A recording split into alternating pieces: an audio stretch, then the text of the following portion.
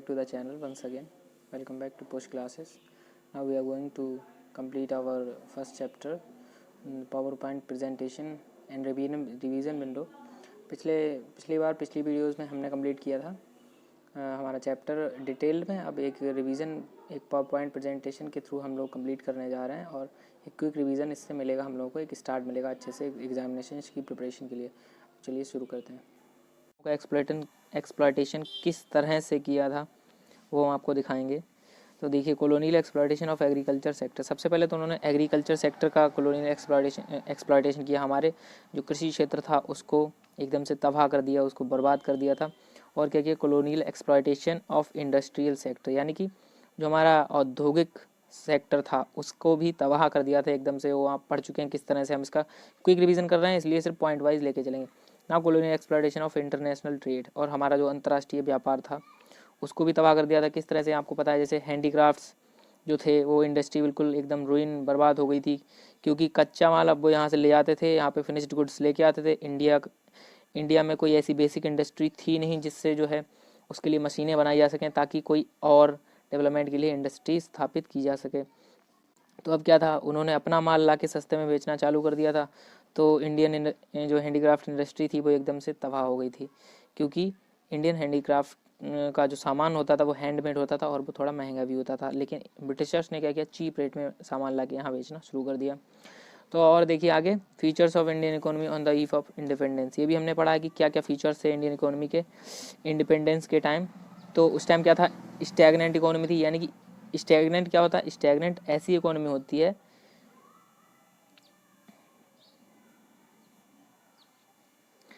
Stagnant economy होती है विच economy have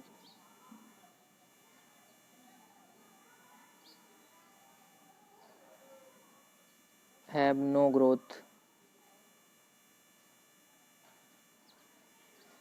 यानी कि ऐसी इकोनॉमी जिसमें कोई ग्रोथ नहीं होती है या फिर बिल्कुल लिटिल यानी कि ना के बराबर ग्रोथ होती है, तो ऐसी इकोनॉमी को हम स्टैग्नेंट इकोनॉमी कहते हैं. तो उस टाइम पे क्या था, पर कैपिटल इनकम कोई ग्रोथ नहीं थी. इंडियन इकोनॉमी किसी सेक्टर में कोई ग्रोथ नहीं थी. पर कैपिटल इनकम बहुत स्लो थी, नेशनल इनकम भी बहुत स्लो थी. तो उस टाइम पे क्या कह सकते हैं हम, ये जो हमारी इकोनॉमी जो थी ये एकदम से स्टैग्नेंट थी. ये रहा आपका. इसके बाद क्या था, बैकवर्ड इकोनॉमी थी, बहुत ही पीछे थी. बैकवर्ड इकोनॉमी क्यों थी, क्योंकि पर कैपिटल इनकम बहुत स्लो था. एग्रीकल्चर से जो हमारा प्रोडक्शन होता था वो बहुत ही स्लो था. उस टाइम पे पर हेक्टेयर जो था हमारा 18 यानी कि 1925 से पहले वाले जो था वो 660 kg पर हेक्टेयर जो था प्रोडक्टिविटी थी हमारी. किसकी, वीट की प्रोडक्टिविटी इतनी कम थी. और साथ में ही राइस जो था इसकी प्रोडक्टिविटी 665 थी kg पर हेक्टेयर, यानी ओनली. आप समझ सकते हैं कितनी ग्रोथ रेट बहुत ही कम थी. यानी कि जीडीपी जो था उससे पहले जो था 0.5% था उसकी कंट्रीब्यूशन जीडीपी में जो ग्रोथ थी.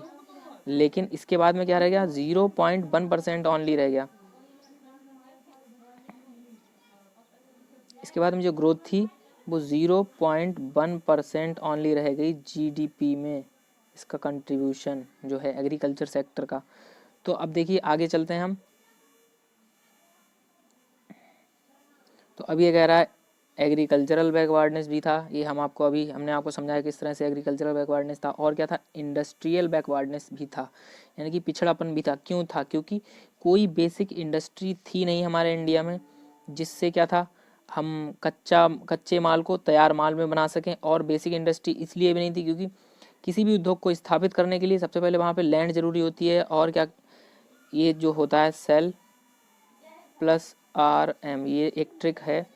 यानी कि सेल से मतलब कैपिटल होता है हमारा, ई से एंटरप्रेन्योरशिप होती है, एन से लैंड होता है और एल से लेबर होता है और आर से रॉ मटेरियल होता है. अब रॉ मटेरियल हमारे पास है, लेकिन हम कोई इंडस्ट्री लगाएंगे तो सबसे पहले हमें कैपिटल चाहिए.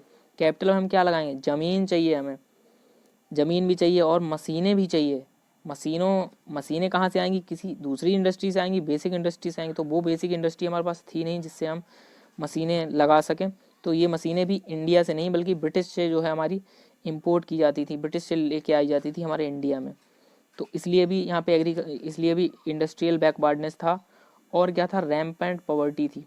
क्यों रैम्पेंट पॉवर्टी इसलिए थी क्योंकि लोगों के पास कोई साधन नहीं था जीविका का। जो हैंडीक्राफ्ट्स जो थे, जो जिसमें जो लोग इन्वॉल्व थे, वो जो थे उनका वो अनएम्प्लॉयड हो गए। जब इंडस्ट्री तबाह हो गई हैंडीक्राफ्ट्स की, तो लोग अनएम्प्लॉयड हो गए, लोगों के पास रोजगार नहीं गया, लोगों के पास शेल्टर, फूड, क्लॉथ, क्लॉथिंग, ये जो 3 चीज़ें थी, बहुत ही मुश्किल से लोगों को 2 मील की रोटी मिलना मुश्किल हो गई थी उस टाइम पे लोगों को। ये समझ लिए इतनी बुरी दशा थी उस टाइम पे। तो और क्या था, और था पुअर इंफ्रास्ट्रक्चर। पुअर इंफ्रास्ट्रक्चर क्यों था? क्योंकि अंग्रेजों ने हमारे संसाधनों का केवल दोहन किया और कुछ नहीं किया। इसके अलावा उस टाइम पे जो पावर एनर्जी जो था प्रोडक्शन, वो केवल 2100 मेगावाट था, ओनली एंड ओनली हमारी कंट्री में 2100 मेगावाट। आप समझ सकते हैं कितना कम।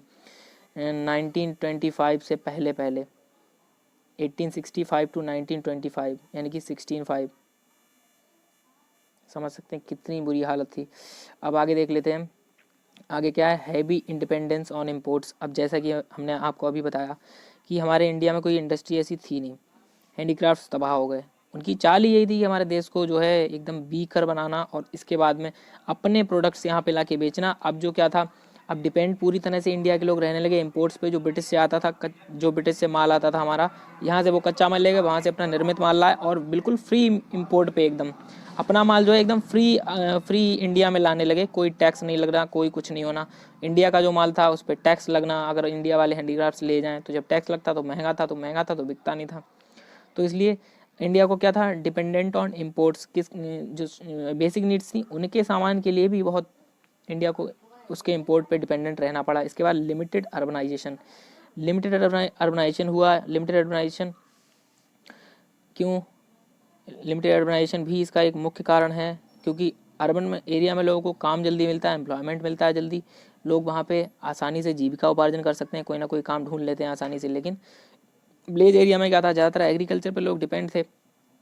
तो इस वजह से एग्रीकल्चर, आपने देखा कि किस तरह से ओनली 0.5% कंट्रीब्यूशन टुवार्ड्स जीडीपी, केवल 0.5 कंट्रीब्यूशन टुवार्ड्स जीडीपी था। तो जीडीपी से तो इकोनॉमी का विकास होना नहीं था, केवल इसी के कंट्रीब्यूशन से, यानी कि एग्रीकल्चर से। तो अब उन्हें क्या करना था, इंडस्ट्री में भी। अगर किसी इकोनॉमी का, आप ही समझिए, अगर किसी इकोनॉमी का डेवलपमेंट हमें करना है तो उसके तीनों सेक्टर्स, यानी कि एग्रीकल्चरल सेक्टर भी, इंडस्ट्रियल सेक्टर भी, सर्विस सेक्टर, तीनों सेक्टर्स को डेवलप्ड होना पड़ेगा इक्वल रूप में। अगर इक्वल रूप में नहीं तो कुछ थोड़ा 19-20 हो सकता है, लेकिन डेवलप होना है तो तीनों सेक्टर, केवल एग्रीकल्चर से काम नहीं चल सकता है। तो अब क्या था, वहाँ पे कोई इंडस्ट्रियल सेक्टर का डेवलपमेंट कब कब होता, जब अर्बनाइजेशन ज़्यादा होता। लेकिन उस टाइम पे लिमिटेड अर्बनाइजेशन था, इसीलिए इंडियन इकोनॉमी जो थी बहुत ही पीछे रह गई। अब सेमी फ्यूडल इकोनॉमी क्यों? क्योंकि ये ना तो कैपिटलिस्ट इकोनॉमी थी ना ही फ्यूडल इकोनॉमी थी, दोनों ही चीज़ें इसमें मिक्स थी, इसलिए इसको सेमी फ्यूडल, यानी कि आधी अधूरी इकोनॉमी, सेमी फ्यूडल इकोनॉमी इसको कह सकते हैं। और क्या था, कॉलोनियल इकोनॉमी थी। कॉलोनियल इकोनॉमी क्यों बन गई थी? क्योंकि अंग्रेज़ों ने यहाँ पे आके शासन किया, लोगों को यहाँ पर गुलाम बनाया, जमींदारी सिस्टम था, zamindars were declared as the owners of the soil. अब जमींदार क्या करते थे, देखिए आपको दिखाएं। जैसे मान लो ये एक जमींदार है, इसने जो है इतना लैंड ले रखा है, अब जितना ये चाहें यहाँ पे इसने मजदूरों को लगा दिया है। अब मतलब ज़मीन किसी और की है, लेकिन सरकार ने इसको मालिक बना दिया ज़मीन का। अब ये लोगों से वहाँ पे काम करवाएगा, लोगों की ही ज़मीन पे उनसे काम करवाएगा, उल्टा उनसे टैक्स लेगा, जितना चाहे उतना टैक्स लेगा, एज मच एज। क्यों जितना चाहें? क्योंकि इसको ज़मीन का मालिक बना दिया। और सरकार जो थी, ये मान लो गवर्नमेंट है, ये इससे टैक्स लेती थी एक फिक्स अमाउंट में सरकार जो है इससे टैक्स लेती थी, एक फिक्स अमाउंट लेगी टैक्स का इससे ज़मींदार से। तो अब क्या था, ये ज़मींदार सरकार को तो देगा ही देगा, लेकिन अपने फ़ायदे के लिए एक्स्ट्रा टैक्स भी ले लेता था और इनसे ज़बरदस्ती काम भी कराते थे। तो ये ज़मींदारी व्यवस्था बहुत ही गलत थी, इसने हमारे संसाधनों का दोहन किया और लोगों को 1 मील की रोटी भी मिलना मुश्किल हो गई थी। जो लोग इस ज़मीन में काम करते थे उनको जो है हमेशा कर्ज से लदा रहना पड़ता था, क्योंकि इन्हें कर्ज भी मजबूरी में ज़मींदार से ही लेना पड़ता था, बड़े बड़े साहूकार होते थे उनसे ही लेना पड़ता था। तो अब क्या था, हम उम्मीद है कि आप ये सारे फीचर्स समझ चुके होंगे। अब चलते हैं आगे। अब क्या था,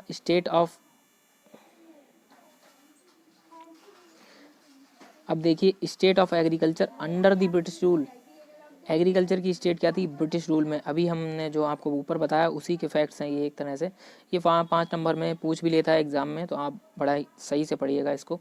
तो Indian agriculture under the British rule showed these characteristic, यानी कि ये करेक्टरिस्टिक थी। देखिए लो प्रोडक्शन, लो प्रोडक्टिविटी थी जो हमने आपको बताई, आप समझ चुके होंगे। 660 kg per hectare wheat, 665 kg per hectare rice, ये उस टाइम 1925 से पहले पहले की बात है, इतनी बुरी प्रोडक्शन थी। और क्या था, high degree of uncertainty, high degree of uncertainty, good harvest with its rain and bad harvest when it rains bad, यानी कि उस टाइम पे कोई इरिगेशन का कोई संसाधन ऐसा था नहीं इतना अच्छा। आजकल तो नहरें हैं बहुत सारी, नदियों से भी, और क्या कहते हैं स्प्रिंकल सिस्टम है, और सरकार ने कई सारे तरह के जलाशय बना देती है और समर वेल लगा देती है, समरसेबल लगवा देती है, इससे जो है किसानों को आसानी से सिंचाई व्यवस्था उपलब्ध होती रही। लेकिन उस time no development for the irrigation of the crops.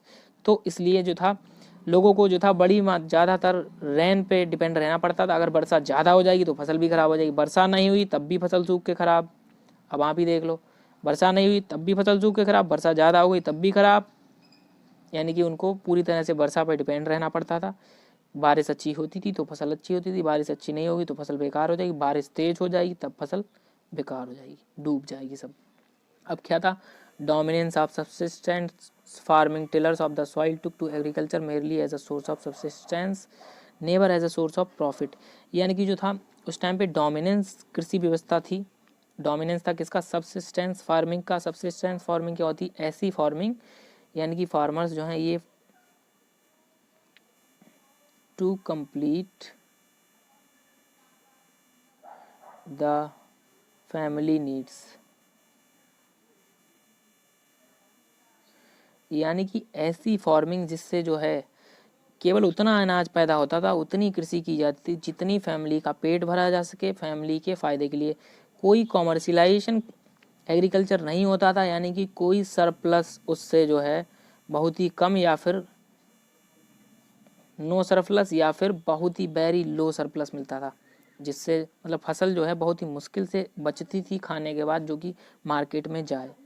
तो इसलिए बहुत ही बुरा हाल था, आप देख लीजिए। अब क्या था, widening gulf between honours of the soil and zamindars and tillers of the soil. अभी हमने आपको बताया था जमींदारी व्यवस्था और ये सब। ऑनर्स कौन थे, जमींदार थे। टिलर्स कौन थे, जो वहाँ पे जिनकी ज़मीन थी उनसे ज़मीन छीन ली गई, उन्हीं लोगों से उल्टा काम कराया जाता था, ये टिलर्स थे सॉइल के। इनके बीच गल्फ था क्योंकि जमींदार क्या था, मुश्किल से ही इनको उतना ही मतलब कोई, पहली बात तो जो भी लागत लगती थी, जो भी कॉस्ट ऑफ प्रोडक्शन थी, उसमें जमींदार नो शेयर, यानी कि जमींदार जो थे कोई हिस्सेदारी नहीं लेते थे, कोई लागत नहीं देते थे इनको, लागत भी किसान अपनी लगाता था। और क्या कहते हैं, जब आती थी प्रॉफिट की तो जमींदार सारा प्रॉफिट अपने पास रखते थे, थोड़ी सी फसल या फिर थोड़ा सा कुछ प्रॉफिट, इनको प्रॉफिट भी नहीं कह सकते, मतलब जीविका चलाने के लिए थोड़ा बहुत दे देते थे ताकि वो 2 मील की रोटी खा सकें, बस इतना था। और क्या था, wastage of land revenue income और कॉन्स्पिशियस कंजम्पशन, जो लैंड रेवेन्यू इनकम जो थी, जो ये एक्सट्रैक्ट करते थे ज़मीनों से, उसका क्या था, वेस्टेज होता था। क्योंकि ज़मींदार जो थे वो लग्जरियस लाइफ जीते थे, कोई डेवलपमेंट के लिए पैसा नहीं लगाते थे, कोई इन्वेस्टमेंट नहीं करते थे। और क्या था, इम्प्लाइंग लो और no investment for the growth of agriculture, agriculture के ग्रोथ के लिए कोई भी इन्वेस्टमेंट नहीं करते थे। और net consequences backwardness of farmers as well as farming. तो ये हमें क्या सीख देता है कि जो फार्मिंग और फार्मर्स दोनों ही बैकवर्ड स्थिति में चले गए, किसान जो थे और गरीब होते गए, संपन्न वर्ग और संपन्न बन गया, और एग्रीकल्चर हमारा बैकवर्ड हो गया। आई एम एक्सपेक्टिंग कि आप लोगों के सारे डाउट्स क्लियर हो गए होंगे, सारी चीज़ें आपको क्लियर समझ में आ गई होंगी। नेक्स्ट वीडियो का वेट करिए, नेक्स्ट वीडियो जल्दी अपलोड कर दी जाएगी। और बाकी की वीडियोस देखने के लिए आप हमारी प्लेलिस्ट में जा सकते हैं। इकोनॉमिक्स की प्लेलिस्ट मिल जाएगी आपको, वहाँ पे अकाउंटेंसी की और बिजनेस स्टडीज़ की भी प्लेलिस्ट है, और साइंस की भी प्लेलिस्ट है आपकी। और आप लोगों से क्या करना है, मेरी आप लोगों से एक ही रिक्वेस्ट है, सिर्फ आप लोग प्लीज़ हमारे चैनल पुश क्लासेस को सब्सक्राइब करिए और बेल आइकन प्रेस करना ना भूलिएगा। आप मुझे इंस्टा पे भी फॉलो कर सकते हैं प्रखर कुशवाहा ऑफिशियल के करके, और फेसबुक पे भी मेरा पेज है प्रखर कुशवाहा नाम से, आप उसको भी फॉलो कर सकते हैं। कोई भी डाउट है कमेंट में लिखिए, आपके सारे डाउट क्लियर कर दिए जाएंगे। All the best guys.